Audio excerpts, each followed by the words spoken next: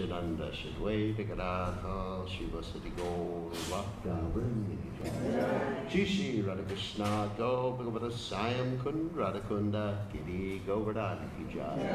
Vrindavanam Ki Jai. Machuranam Ki Jai. Swami Ki Jai. Yamunamaya Ki Jai. Shrimati Tulasi Devi Ki Jai. Samaveda Bhakta Vrindi Ki Jai. Gaur Premananda Hare. All glory is the assembled devotees, all glory is the assembled devotees, all glory is the assembled devotees. All glory is to Shri Guru and Gauranga Srila Prabhupada Ki Jai. So, Om Maganatavinanda Shah Kavanjana Shilakya Chakshuru Militam Yeda Tasmai Shri Guru Namaha. I offer my respectful obeisances unto the lotus feet of my spiritual master, His Divine Grace, A.C. Bhaktivedanta Swami Srila Prabhupada, who so kindly opened my eyes with the torchlight of knowledge while I was blinded in the darkness of ignorance. So tonight, or this afternoon, we are going to speak about how to connect to Krishna and why should we connect to Krishna. So it's an interesting presentation. So there's Krishna. We haven't figured that out. And it should not be Radharani. So we talk about something called a whiffim. Anyone heard of the word whiffim before? Whiffim means, what's in it for me? Because that's generally how we're all thinking, what do I get out of this? So many of you come here to the Sunday program because what's in it for you is a meal. Some of you come to the Sunday program because what's in it for you is some spiritual information. Some of you come to the Sunday program because what's in it for you is you get to be with your friends and talk some Prajalpa for a while. Anyway, there's a variety of reasons. So we're going to talk about what's in it for us in Krishna consciousness. And of course, we're going to make reference to Srila Rupa Goswami's whiffin in Krishna consciousness. What's in it for me in Krishna consciousness? So the first thing that's in it for us is called kleshadni, which means relief from what? Distress, right? So unfortunately in this world, and I love to be positive, but I have to tell the truth too. I can't always say, we got the best world, this is the biggest world. Make it reference to someone else. Anyway, we're the best. It's nice to be positive, but sometimes you have to tell the truth. Probably all the time you should be telling the truth. So the truth is that there are these kleshas in this world. Klesha means disturbances. Disturbances means no matter how good everything is going, ultimately it'll go south. And we're not talking about Australia or New Zealand or any place like that, just in the south. But go south means it's going to end. No matter how good a time you're having, it's going to end after a while. And of course we know the miseries of this material world, adhyatmic, adivodic, adidaivic, miseries from other living entities, miseries from the material nature, and miseries from our own body and mind, especially as we get older. Right? That's a personal thing. So Krishna consciousness can relieve you from all those things. I mean, how does it relieve you all these things? You may look at me and say, hey, you're still getting older, guy. However, the body is getting older, but I realize, guess what? Where do I live? No, I mean, eternal soul, part and parcel of Krishna. And that's something what I'm not. I realize that I'm part and parcel of Krishna full of bliss if I realize my eternal spiritual nature. So, wow, that's a relief. Isn't it a relief? I realize I continue to live after the end of this body. And I realize that in the spiritual world I am a spiritual body that's full of eternity, bliss, and knowledge. That's a relief too. Wow, okay. So relief from all distress. This, of course, is when you reach perfection. But even as you're achieving different steps in the progress of march of devotional service, you do start to experience this relief from distress. At least you know there's something better waiting for you. I know many times I've been speaking to people who are getting ready to leave their bodies. We're not going to use the word die, because Krishna says that Vijayati Riyate Bhakti, that the soul doesn't die. And what I usually tell them when they're getting ready to leave their body is not get out of here. No, but or the Yamadutas are coming. No, I don't tell them that. I said, there's something better waiting on the other side. And they said, wow, that's a relief. That's a big relief. So that's the first thing. And then another within is that Krishna consciousness or pure devotional service gives you all auspiciousness. Auspiciousness means being close to Krishna. Krishna is the source of all pleasure. Why do we use the word Krishna to refer to God? Of course, that's his name. But the word Krishna means, Krish means to attract, and Na means two things. It means Ananda, give you bliss or happiness, and not to negate all the material misery. So the more you become Krishna conscious, the more you connect with Krishna, the more happy you become, the more full of knowledge you become, the more you realize your eternal spiritual nature. The next with him is very interesting. It's called Moksha Lagu Krit. That you don't even want what's called liberation. Liberation means, get me out of here. It is so bad. I want relief. Of course, in the material realm, that's the happiness. We get relief from distress for some time. There's some pushing.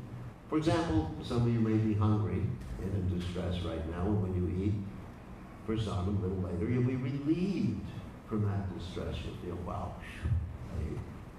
thank God. So moksha is something similar, but it's long-term relief from, let's say, anything, or not only distress, but it's relief from personal interaction, it's relief from desires, it's relief from everything you just like.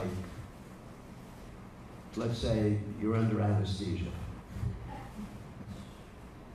That's what impersonal liberation, which is sometimes described as merging into the absolute, is like anesthesia, spiritual anesthesia.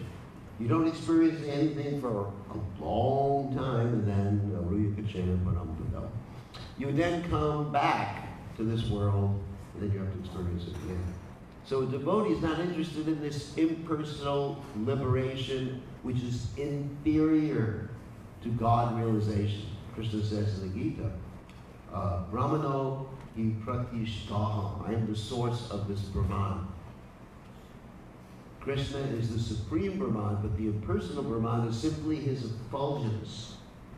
So devotees and intelligent people don't want to merge into that effulgence, because when you merge into that effulgence, you got nothing to do. It's boring. So devotees don't want that, so that's another with him. Another one is, not that you get diamonds, of course that would be nice too. We definitely build a big temple for Krishna if we have no diamonds. But it's rarely achieved. Now, you may say, well, that's very discouraging. Rarely achieved. And Krishna says in the Bhagavad Gita several things in that same line. What does he say? Manashinam sahasreshu kastit yatapi siddhiyam. Yatakam api siddhanam kastit mam viti bhagavata. And many people. One may be endeavoring for perfection, and are those many people, one may know Krishna in truth. Another one is Mohunam Janmanam Ante Gyanamam Prapajate Vasudeva Sarvati Mahatma Sadurlabha. That is very rare to know Krishna after many births. Well, guess what? We have a special dispensation. And that dispensation is called Krishna Nam Sankirtan, which has been given to us by Chaitanya Mahaprabhu, the Yuga Avatar, teaching the Yuga Dharma. So, although it's rarely achieved, we can achieve it by the mercy of Lord Chaitanya and his associates, such as Srila Prabhupada. And here's the next with him. It's called Sananda Vishatma, which means bliss. See this lady? She's completely immersed in the holy names, experiencing bliss. And then finally, Krishna Karshana. That by Krishna consciousness, you can attract God, you can attract Krishna. That's pretty nice, isn't it? And in fact, if you become a pure devotee, you can control God. So what's better, to be God or to control God? Anybody know? Control God. Because if you're God, it's kind of difficult to be God. Imagine all these people praying to you all that time. You're in everyone's heart and everyone's saying, I would like a new Tesla. Please, get rid of this person at work so I can do better, God. Or like my mother prays when she used to drive a car. Please, God, find a parking space for me. Actually, I was just with her yesterday and she told me, I believe in God because when I used to drive, I used to pray, and there was always a parking space for me.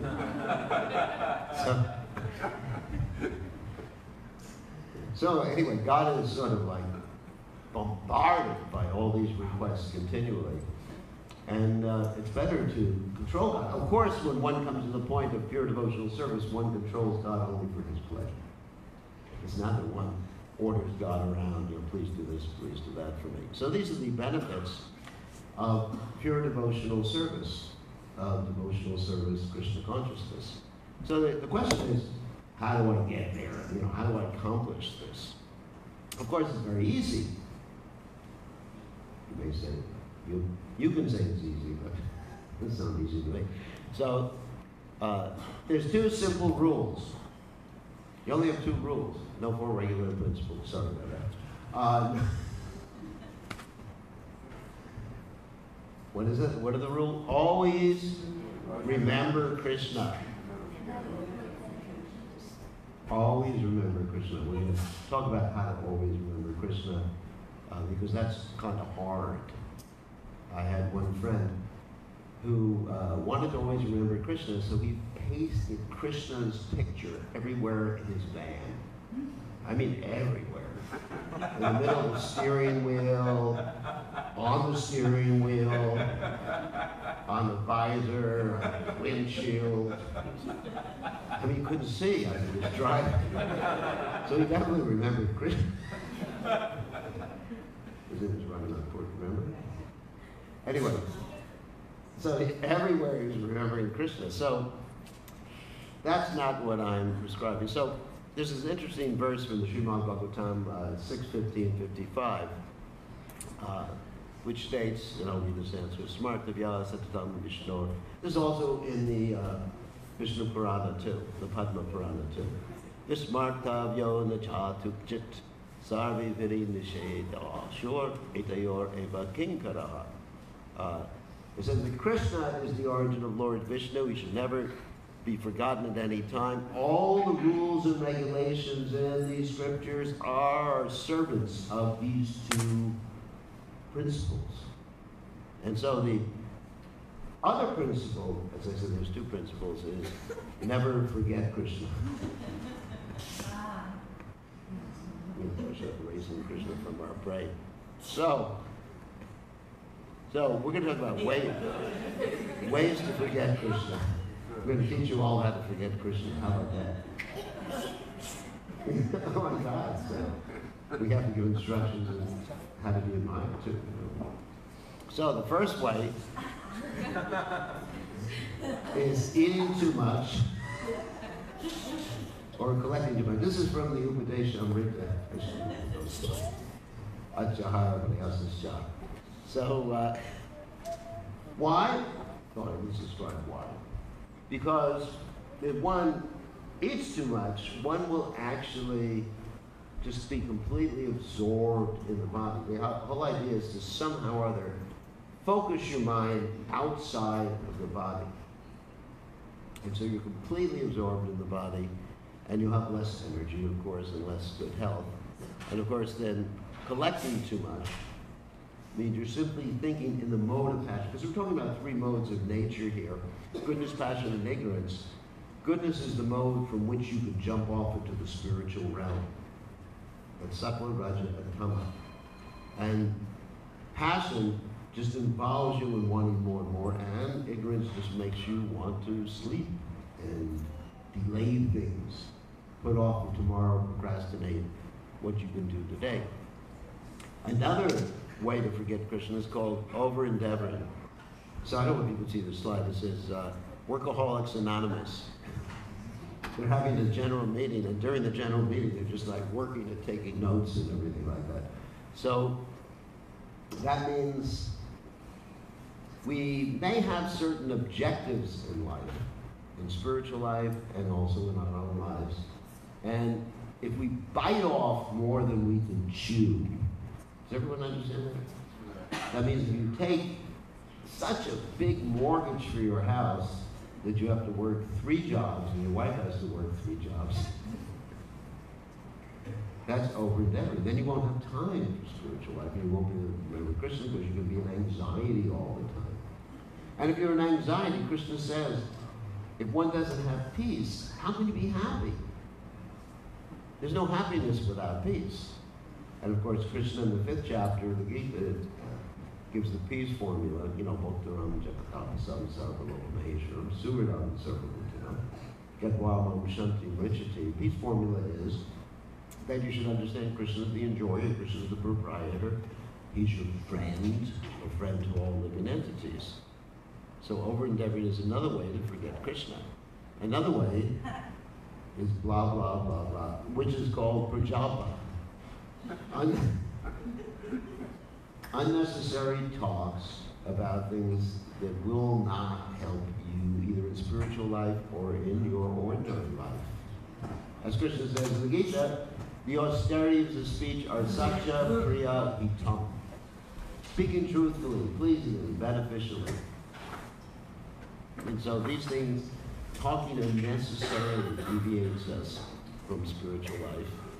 Another one is not following the rules of the Shastras. That's the robber over there, he's a thief. Or following them ritualistically, like that nice young girl who was driving a car, and it doesn't happen to be a Tesla on autopilot. It's she's sleeping. It's very, very dangerous. Actually, when I first took up Krishna consciousness, I was informed that you have to execute very severe austerities, which is not true, to become spiritually conscious. And one of the austerities, you couldn't sleep more than 5 hours a night. So I used to sleep while I was driving the car. Fortunately, it was just at the red lights. And I was woken up by the nice alarm of the car honking the horn behind me. Another problem that helps one deviate from Krishna consciousness is associating with worldly-minded people not interested in spiritual life. You may even recognize some of these worldly-minded people. I'm not going to mention their names. They're quite famous. They're at a pub, which is a bar. So we need to avoid these things. And the final thing is being greedy for mundane achievements. Like if you have a big house like that, I mean, how many rooms can you sleep in? And then, I've got to have a bigger house, and a bigger house, and a bigger house to impress everybody. How many things do we do in this world to impress others? We're so concerned about our reputation, isn't it? If we were to drive around in a 15-year-old, what's it? Honda. I say a 15-year-old.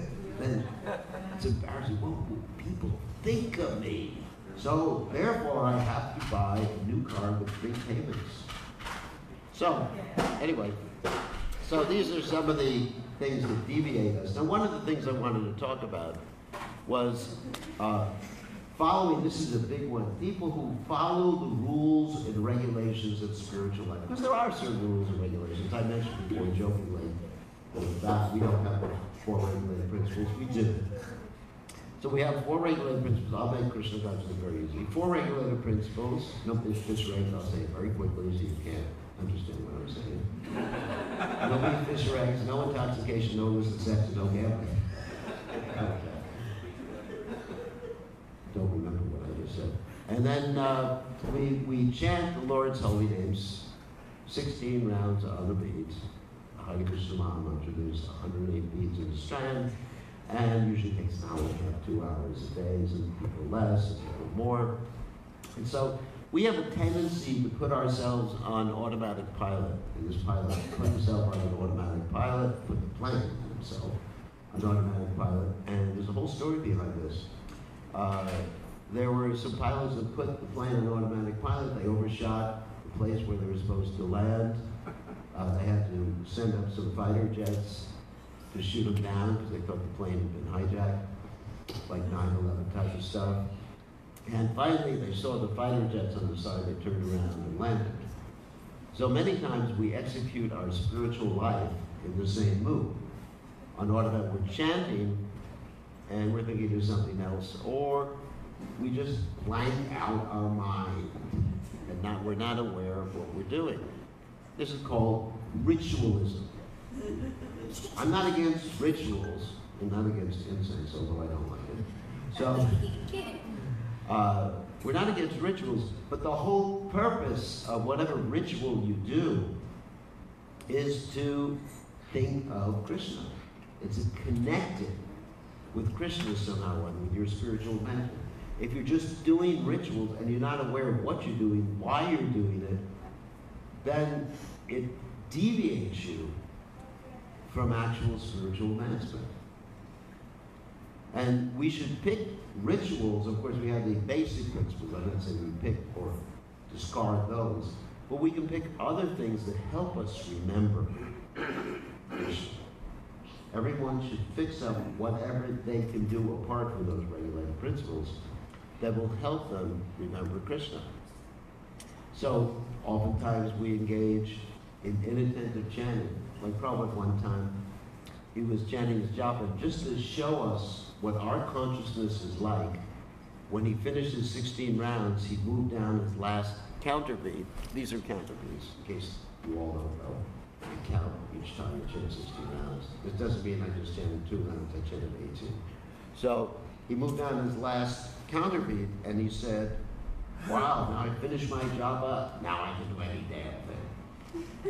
In other words, one just does the rituals to get them done. And once they're done, Haribol. So that's not good.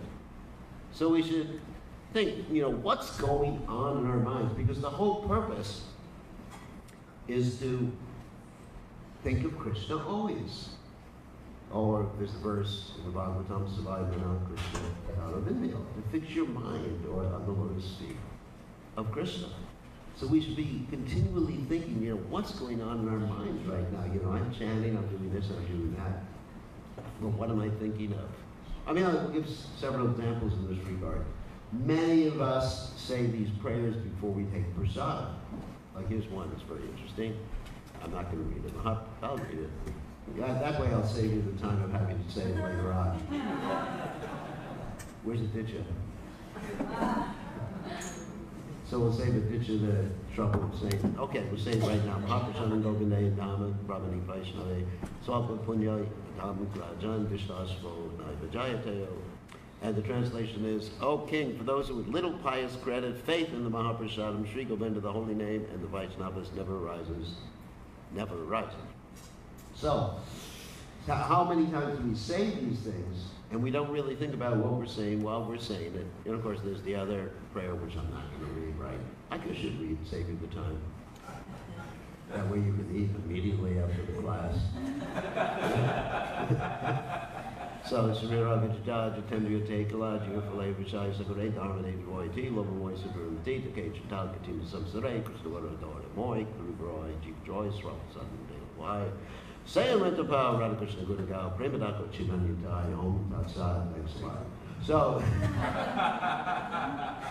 no, actually it's an important prayer. This is the one Prabhupada taught us. Prabhupada never taught us the other one.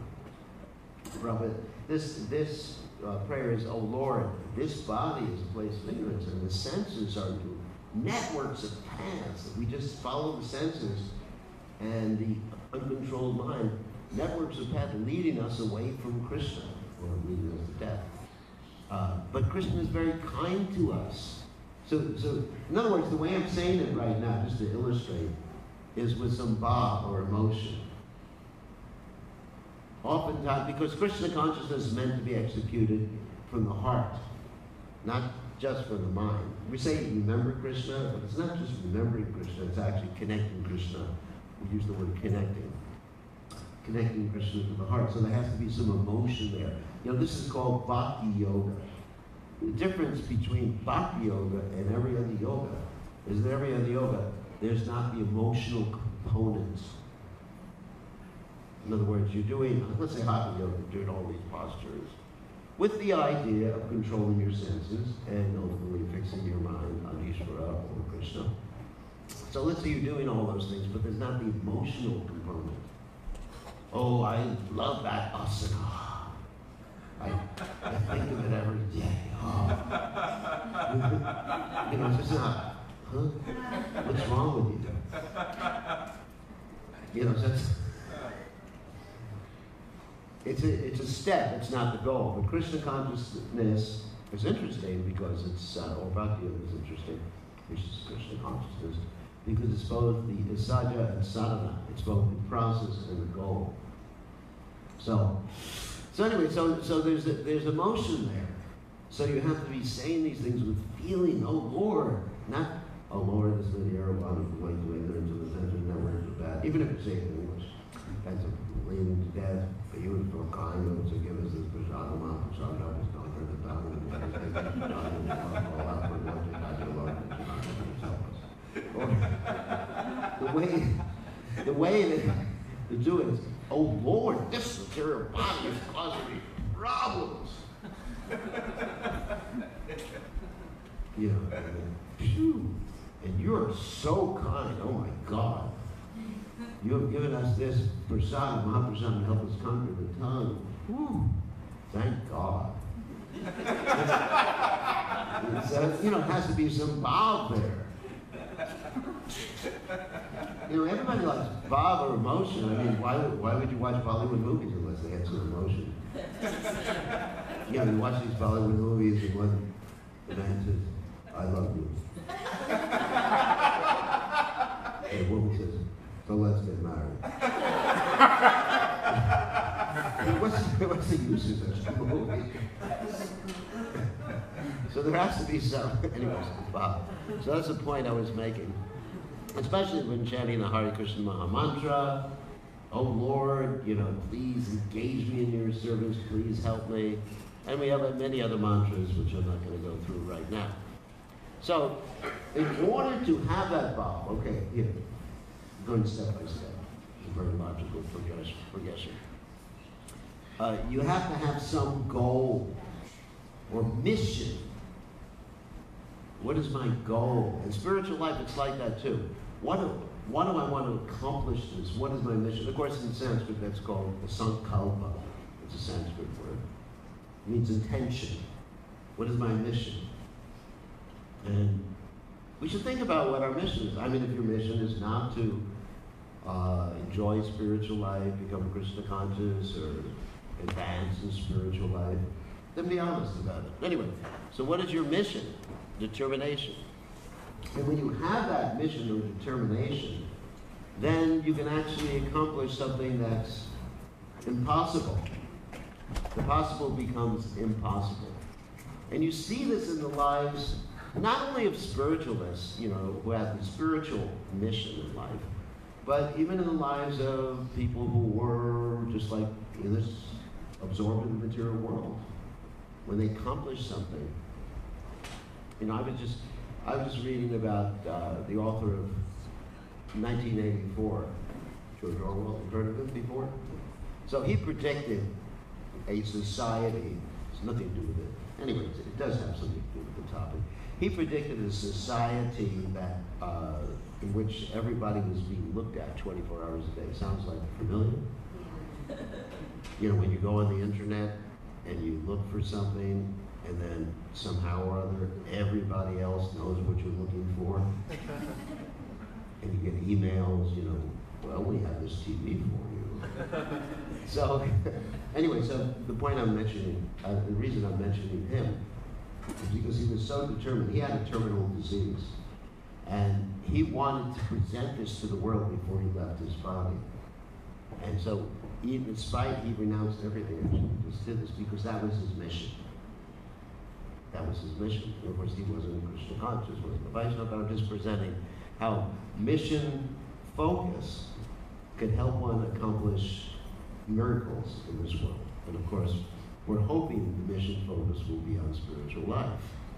And so there's many examples of this in the Vedic literature, such as our friend Dhruva Maharaj, because his mission was not exactly spiritual in the beginning. What was his mission? Does anyone know?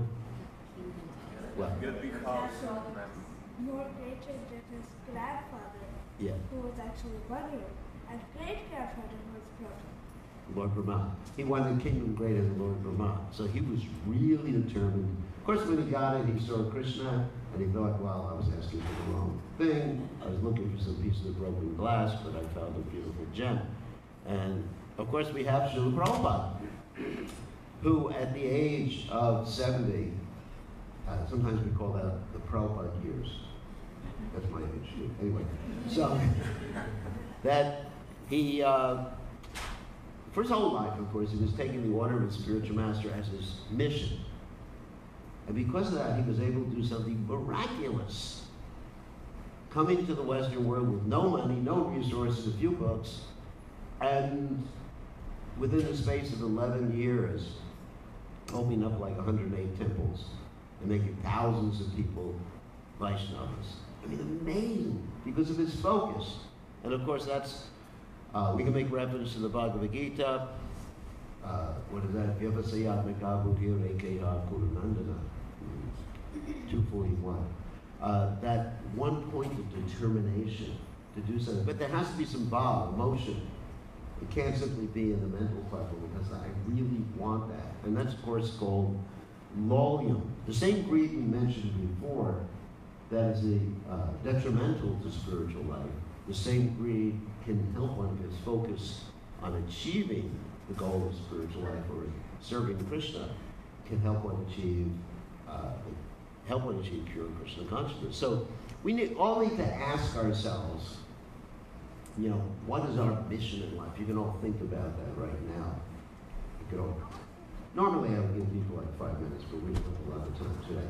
But think about today, you know, what is your mission in life? Not what you want. I know what you want, unfortunately. But what is your mission? You know, mission. Not what you want, not your temporary goals, but what is my mission? What am I here for in this world? Not simply to reproduce. Of course, you may do that too. Not simply to make money. You may do that too. Not to cry and not. But what is the ultimate mission in life? And you know, what are your values in life? And then we should achieve determination. Let's say in spiritual life, we're talking about. Obviously, I'm trying to encourage all of you to have as a mission to be spiritual, be Krishna conscious, and help others. I mean, help others become Krishna conscious. And that was Prabhupada's mission. Serve as spiritual master, bring people to Krishna, and help others bring people to Krishna.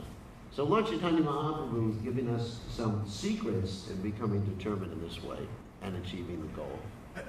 And these secrets are sometimes listed as the principles of Sharanagati. First one is to accept things that are favorable for achieving goal. Even materially, this works. Let's say if you have some goal to be the President of the United States. Actually, one of the candidates for President of the United States was at the Rath Yatra yesterday. Do you know that? Yes. Tulsi Gabbard. Would you see her? Yeah, she was at Rath Yatra. Nice.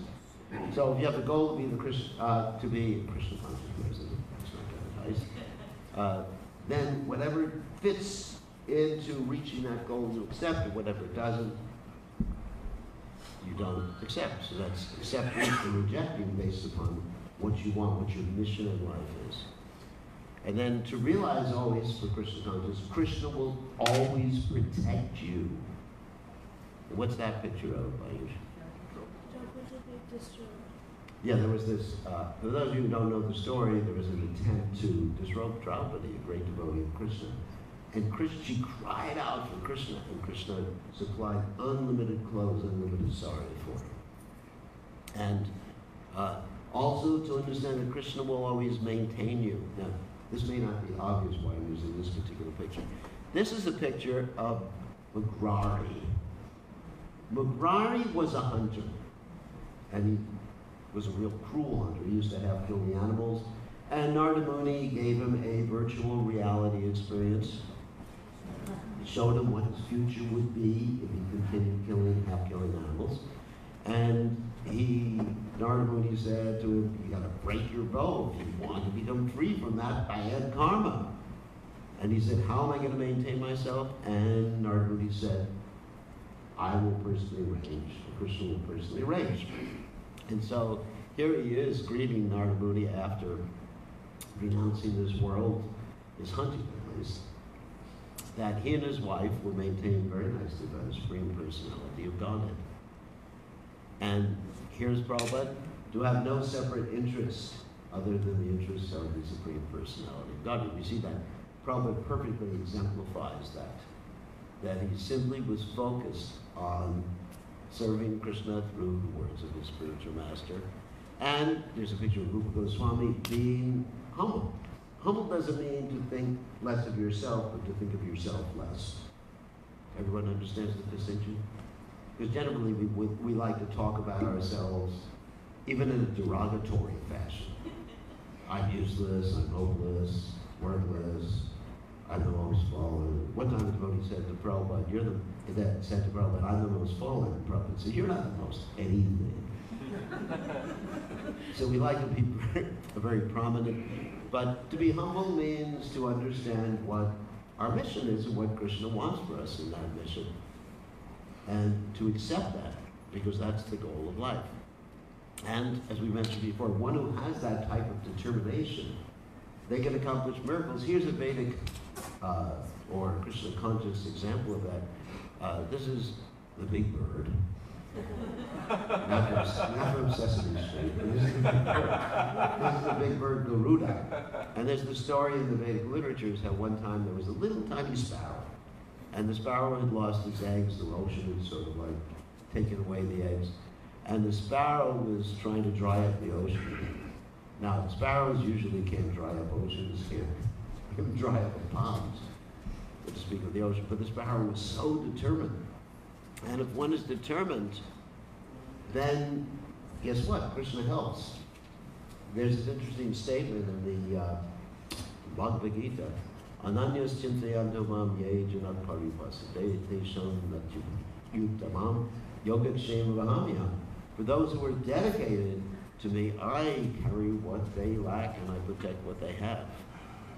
And Krishna protects the devotees like that, even though they may not be capable themselves. So, this is how we maintain this determination. So, what I'd like to leave everybody with is the question that we should ask ourselves: what is my mission in life? What do I ultimately hope to accomplish, and what am I here for? And hopefully, you'll come up with a Krishna conscious answer and focus on Krishna consciousness. It doesn't mean giving anything else up, because you can use everything you have in Krishna's service. We're not saying that everyone has to become a sannyasi, or something.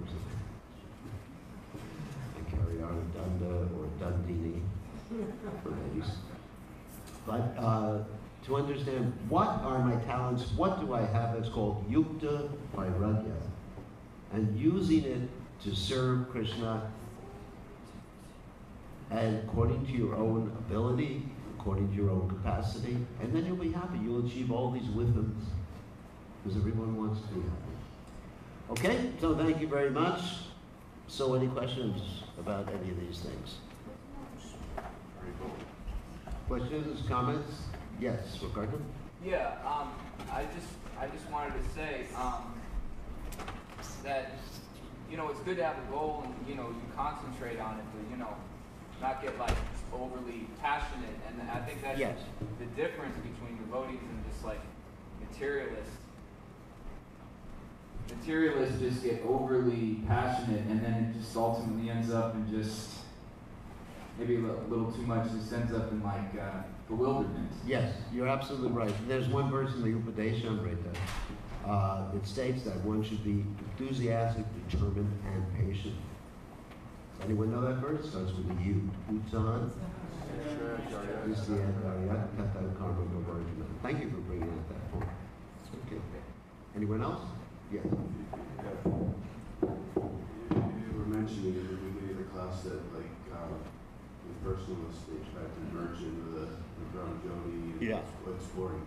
What does it actually mean? Like, is that something that happens after they leave their body, or do they like, get in that state, and how do they act if they're in that state, and what's that mean? Well, that happens after someone leaves the body, and they don't actually merge in the Brahmajoti. The Brahmajoti is the effulgence around the Supreme Personality of God, the Jyoti.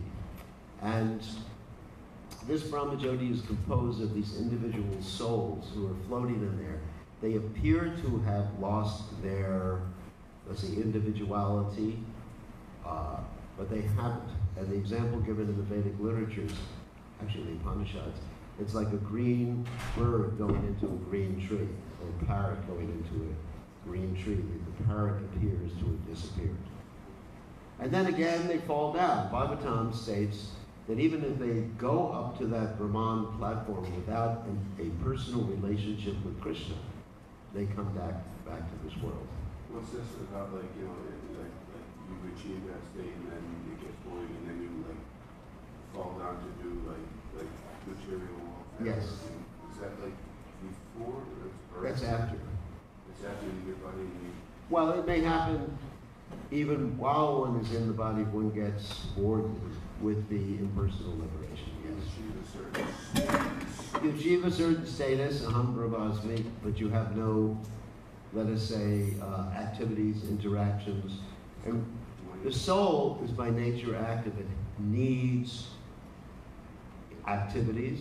It needs loving exchanges. We all have these different propensities. And the soul, if not fulfilled, will come back down to this world. Okay, so I think it's time that Narayan, our sponsor, all glory is to His divine grace. Srila Prabhupada ki jai. Hare Krishna.